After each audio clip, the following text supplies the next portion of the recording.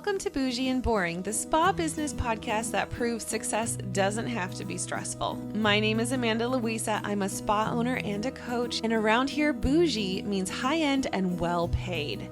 Boring means drama-free and simple. Together, that's how you build a spa that's smooth, profitable, and actually fun to run. Thank you so much for being here. Let's get right to it.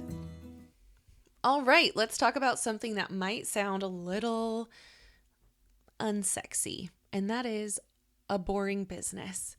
If you have been around me for any length of time, you've heard me say the phrase bougie and boring. It's kind of been my catchphrase for many, many years now. It's usually something that I use when I'm referring to my business. Whenever I need to make a business decision, I ask myself, is this bougie? Is it boring? And, when I say it, people will laugh or nod or say, I love that.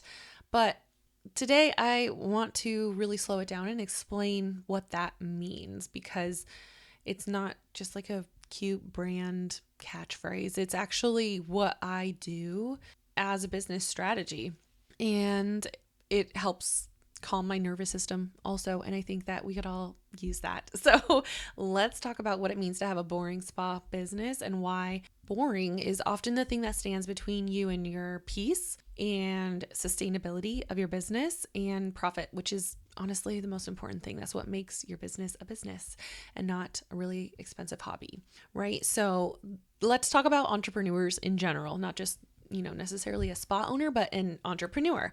So we are addicted to opportunity and the potential that something has, right? This is not new. It's why we are, considered the visionary of the business. And it's gotten us so far already, right? Because we're not afraid to take risks and chances. And there is so much potential out there, especially for us spa owners, right? There's a new modality, a new machine, a new service, a trend, a certification, a new employee or platform, or just like a way to market, right? There's always something new and exciting and shiny. And I don't know if you've ever felt this way, but since I have been talking to so many spa owners, I think that we can all agree that when we do this new thing, we feel like, oh my gosh, this is it. This is the thing. This is going to be the thing that really just propels me forward. But the problem is that we think that about every new thing. And when we don't see results, we stop doing that new thing. And then we've wasted so much time trying something new. And yes, there are some benefits to doing that, and it does help, but it is totally coming at a cost, right? And what I see over and over again is clients that are constantly chasing shiny objects while the thing that's actually working is right there in front of them. It's just underappreciated because it's working. And when something is working and doing as it should, you kind of ignore it because you can rely on it to work. But that's where boring comes in, right? It doesn't mean be lazy or play small. It means that this thing, whatever it is now predictable and intentional, right? Because, shiny objects, new and exciting things, they come at a cost. They come at a cost of your time, your money, your mental energy. You need to do training on it, not just for yourself, but for your team. You have a learning curve and mistakes can be made. And the thing that nobody wants to really admit is that you don't even know if it's going to work. You don't even know if it's going to work. Somebody else said it did. You probably paid them money because they said it did. But you have things that you're doing that you do know already work. And you have something that is already bringing in revenue and what makes people want to rebook, and marketing that already converts. And you just need to refine these things that you already have. So instead of adding on more, take what you already have that is already working and make it better, right? And there's this type of ego boost that comes from telling someone that, oh, I'm so busy. I'm so busy. But it's like chaos and it's not intentional. And so chaos is not a flex. Being busy, we can't keep glorifying busy, right? And it feels like this badge of honor where it's like, oh, I'm so busy. But it's not the kind of busy that you want. Like, I want to be busy gardening with my kids. I want to be busy spending time with, my friends. So in our industry, people are coming to us to feel safe and at peace, to be held, to be able to exhale, and to be just a safe place to land, right? So they are trusting us with their nervous system. And if your nervous system is in chaos, you cannot create that space for someone else, whether you're seeing clients or not. It is, unfortunately, it's contagious, right? This dysregulation of your energy or your nervous system, right? And I see so many spa owners who are just completely burnt out. They're scattered, overwhelmed, they're confused.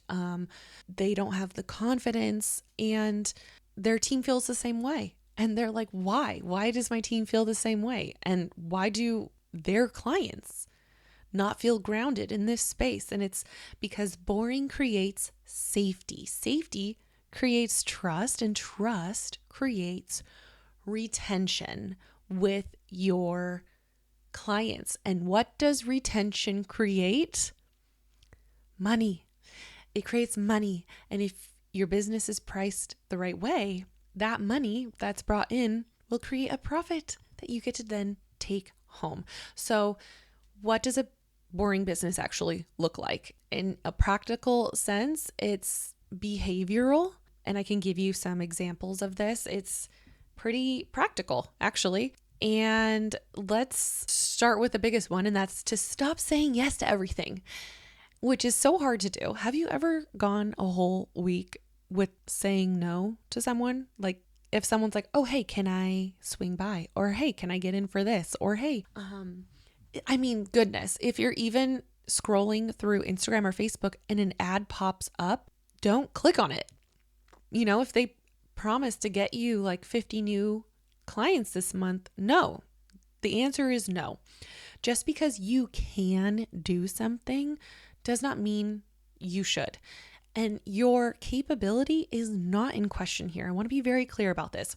Something that comes up often, and it came up for me at the beginning of this discovery also, is that your capability is not in question here, but your capacity, your bandwidth, that is.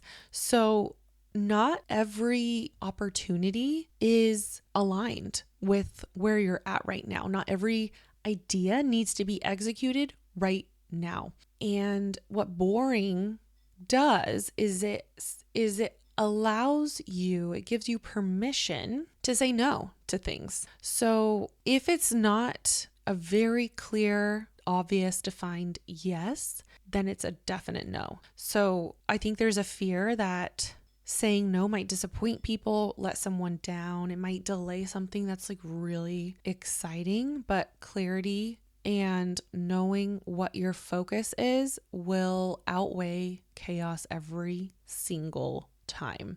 And once you start building this muscle, because it is a muscle, you have to figure out how to continue, saying, what, this is not actually aligned with what I want to do right now. And once you start doing that, you will be so glad that you did, because the cycle will not stop until you stop or start doing something, right? And then another thing too, and these are just like small things that you can do. There are other things definitely that you can do, but these are the things that I first started doing. And man, it made me uncomfortable at first, because it's like, it is hard. It's hard to do these things. And so the next thing is to set a time. I set a timer on my phone for 3 p.m. because I've got 2 littles and I need to, I'm in charge of making sure that we have something for dinner. I need to make sure that if, I'd like to have their clothes completely folded by the end of the day if I'm working from home. So I will set an alarm for 2 o'clock to be the time that I'm done working. And then I give myself an hour to just do anything around the house that I need to. And then at 3 o'clock, it's like, okay, now I am going to go get ready to start picking the kids up. And that was hard because I just know how much opportunity there is. And if I just had in one more hour, or if I just had, this one more thing or that extra thing, it's going to make me, that's going to be it. That's the thing. That's all I'm missing. But that kept happening. That kept coming up like, oh, I just need one more hour and one more hour and one more hour. And that's just, it never got me there until I started setting a time. And it's so interesting because once you set a timer, you're like, well, I need to get this done within that time because it's all the time that I have. I don't have any extra time. And so from there, I was able to really be so much more efficient with my time. And because of that, I stopped wasting time. And I'm so much more happier because of that. But setting a timer, this makes people uncomfortable, right? So set a timer on your phone and set it for when you want to be done with your day. And when it goes off, stop. You can't think of like, oh, I just one more thing, or I need to finish this real quick, or let me just respond to this last email. It's like, no, stop. It's okay. Everything will still be there, and there will probably be more tomorrow. Boring businesses can protect their energy. Burnt out owners cannot create a sustainable business. You don't get like bonus points for being exhausted or run down, right? So the last thing that I'm going to say is to just, anytime something does come up that you're like, oh, but this is so, Amanda, I cannot pass this one up. Anytime something comes up like that, just jot it down on a list and just say, this is like a not right now list. And this is probably one of my favorite boring practices because I will write something down, make a list of all the things that sound just like amazing. And instead of acting on them, just put them on the list. And you're not saying no, period. You're saying not right now, because the timing does matter, right? Let's say you're in Q4. You cannot decide to like switch booking softwares in Q4. That is insanity and not a good idea. That's a big undertaking. Q4 is about getting new clients in. It's about the holidays and the making sure that you have, the revenue, bringing in the revenue, right? And so what I have found is I will write these things down, and then when I go back into it later to write something else, I'll see the last thing I wrote. And you want to know what's crazy? Most of the time, I don't even remember what that thing was. Like, I will write something down and I'm like, what does that even mean?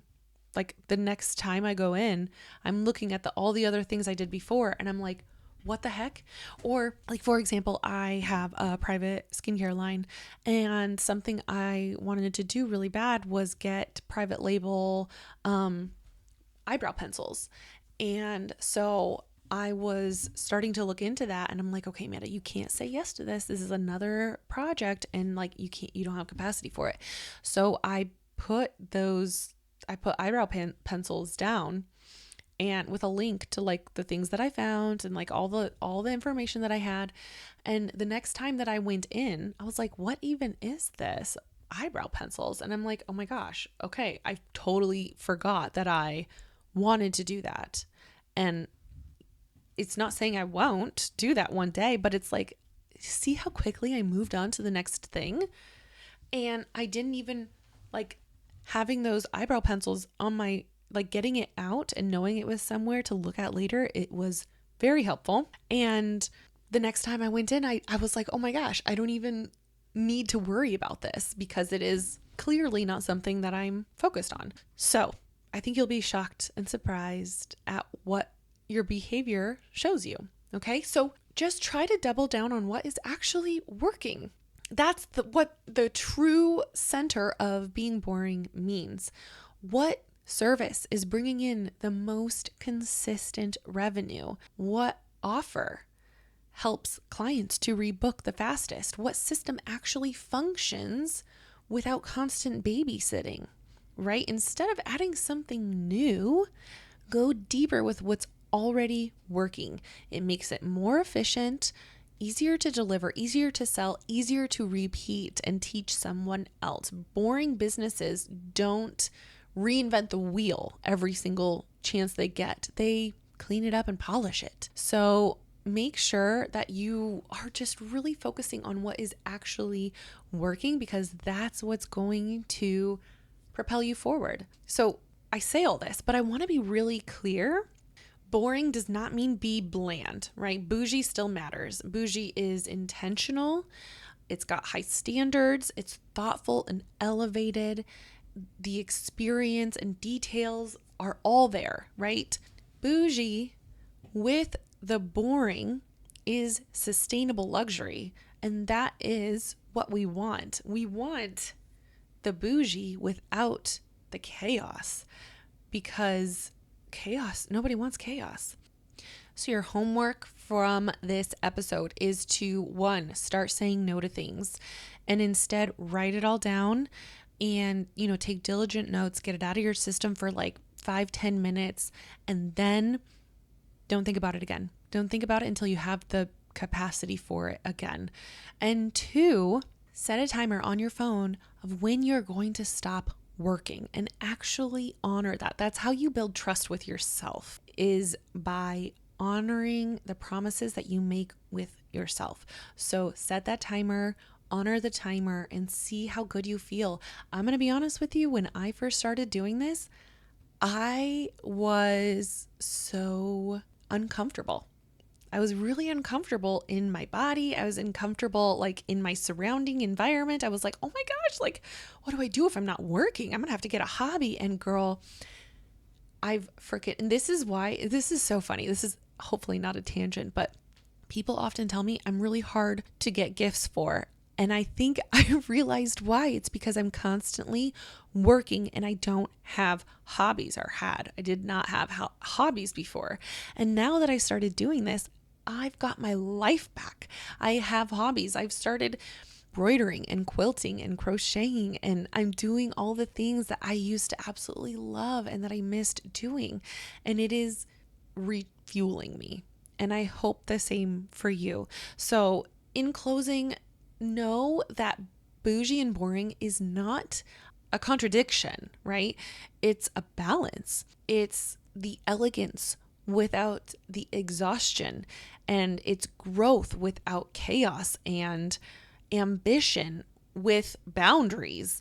If your business feels really heavy or like scattered or noisy, then please take this as your sign to double down on boring. Stop chasing what's new. And I promise you, it is so much more powerful than it sounds. So if this is something that you need or needed to hear, please share it with a spa owner friend and fill out the intake form below in the description. And I would love to chat with you more about your spa and how I can help you succeed. I'll see you in the next episode. Thank you so much for spending time with me today. If this episode gave you something to think about, please take a minute to leave a review and share with a spa owner friend. If you're ready for more support like this, I have left the link to my free 30-minute discovery call in the show notes below. I would love to learn more about you and your spa and what it is you are trying to accomplish right now in this season of life. Until next week, peace and love, my friend. I'll talk to you later.